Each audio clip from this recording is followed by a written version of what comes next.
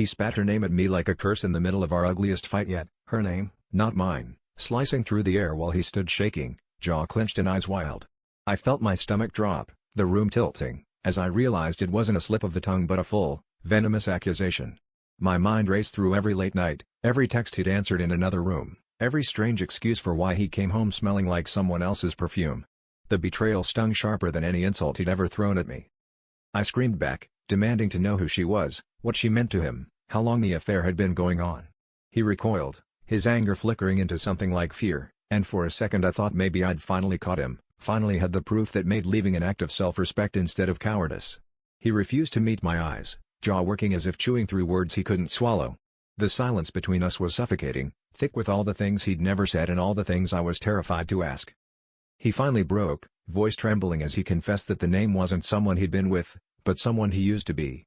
He told me about nights spent awake, staring at the ceiling, wishing he had the courage to tell me about the woman he'd left behind, the version of himself he'd buried so deeply he thought she'd never surface again.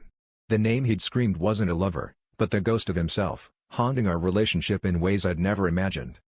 All the secrets, the sneaking around, the unexplained absences, they weren't about infidelity, but about desperate, private moments of reckoning with who he truly was. I stood there, stunned, realizing I'd been fighting a phantom threat while the real battle was inside the person I thought I knew best. The twist wasn't another woman, it was the unraveling of an identity, and now I had to decide whether I could love the man who'd survived that war with himself,